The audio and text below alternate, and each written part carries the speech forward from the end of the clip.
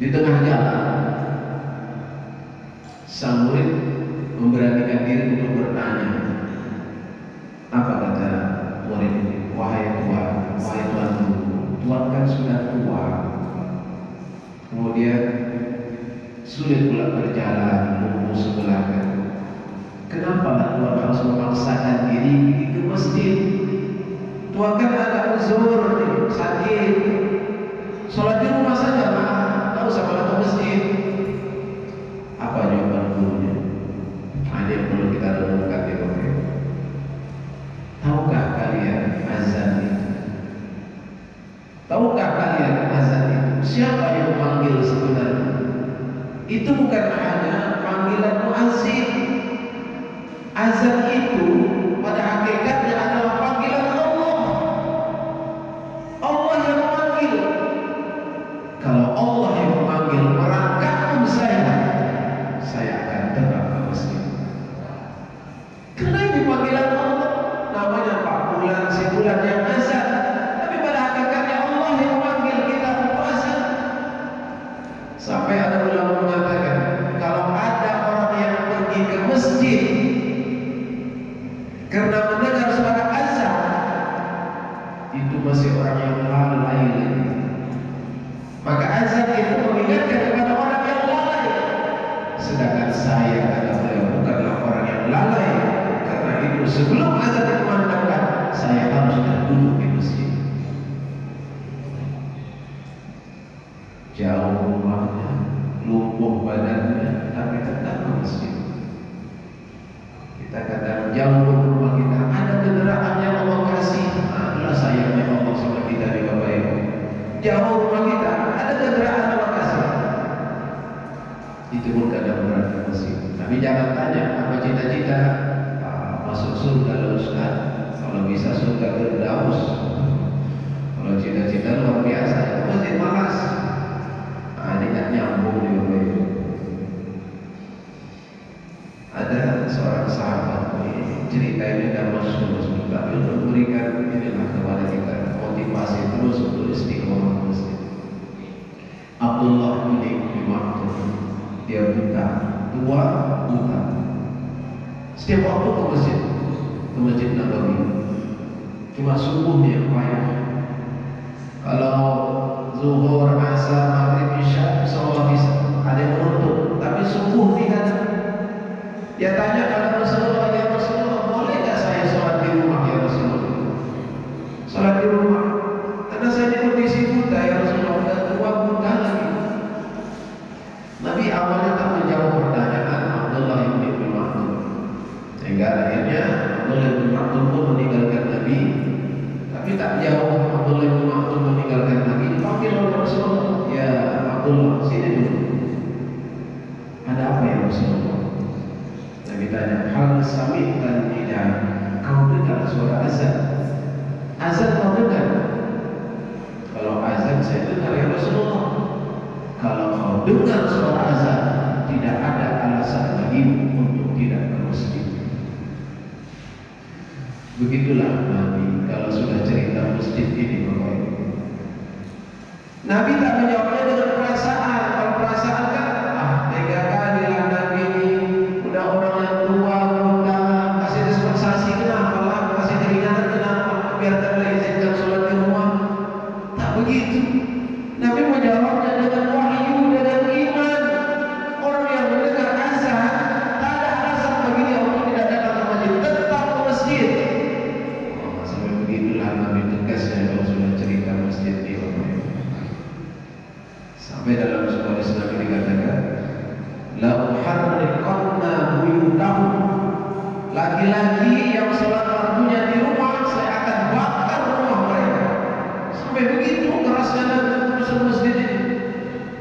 Laki-laki yang sholat wajibnya di rumah saya akan bakar rumah mereka. Kalau sempat Nabi hidup zaman sekarang Bapak Ibu, banyak mungkin rumah dibakar. Soalnya kita jalan-jalan di kampung-kampung juga.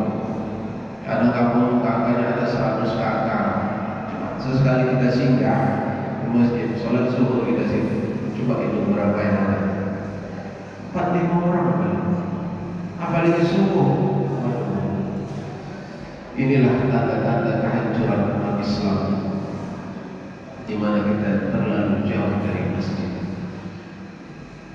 Padahal Nabi kalau cerita masjid ini, memang ketika di Mekah Nabi tak ada memang satu masjid pun yang dibangun.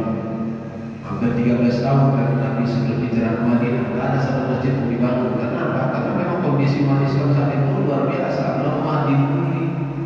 Jangankan kalau masjid sholat berjamaah pun sulit. Tapi kalau mau sholat tengah malam pun kan, tengah malam, kenapa banyak orang kafir mengganggu Nabi? Itu sebelum Nabi hijrah. Tapi begitu Nabi hijrah, semua lihat. Begitu Nabi hijrah sampai di Kuba, begitu sampai di Kuba, langsung Nabi membangun masjid. Itulah yang kita kenal dengan masjid Kuba. Kita pun yang berhaji umrah itu tak melewatkan itu, ziarah ke masjid Kuba. Sholat minimal 2 rakaat. Kenapa? Karena fadilahnya luar biasa. Kata Nabi, orang yang sholat di masjid Kuba 2 rakaat sama seperti pahala mendapatkan 1 kali ibadah umrah. Itu di masjid Kuba. Langsung Nabi bangun masjid. Bukan hari Senin itu Nabi sampai di Kuba, langsung Nabi bangun masjid. Senin, Selasa, Kamis, Jumat Nabi bergerak ke Yasrib, langsung ke kota Madinah. Tapi sampai di kampung Bani Salim, itulah Nabi dengan sahabat pertama kali sholat Jumat di Madinah, di kampung Bani Salim. Belakangan dibangun juga satu masjid, itulah Masjid Al-Jumu'ah. Itulah turun ayat ya ayyuhallazina amanu idza nudiya lis-sholati min yaumil jumu'ah fas'au ila dzikrillah wa zarul bay'. Nabi sampai di Yasrib, kota Madinah, Nabi membangun satu masjid lagi, itulah Masjid Nabawi. Baru beberapa hari di masjid, Nabi sudah membangun masjid. Beberapa hari di Madinah, dan membangun beberapa masjid. Luar biasanya masjid. Maka Bapak Ibu, selagi kita mampu memberikan kesehatan, keafiatan, tetap kita ramaikan masjid. Tidak hanya di subuh minggu, tetap setiap subuh. Memang subuh ini berat bagi orang munafik, kata Nabi. Di masa Nabi, orang munafik itu berat sholat subuh berjamaah, sholat isya berjamaah. Dia orang munafik nih, beratnya mereka sholat subuh dan isya berjamaah. Tapi kalau zuhur, asar, maghrib, mereka datang. Ini yang jelas kemunafikannya, yang udah jelas kemunafikannya. Ubay bin Salul, kepala orang munafik juga. Tetap berjamaah ke Masjid Nabawi di belakang Nabi, beriman dengan Nabi. Itu orang yang jelas kemunafikannya. Banyak orang sekarang mengaku beriman, mengaku Islam. Jangankan sholat subuh, isya, kadang zuhur pun tak nampak, asar pun tak kemana, maghrib pun hilang. Tapi kalau dah meninggal nanti, cepat-cepat dia bawa ke masjid.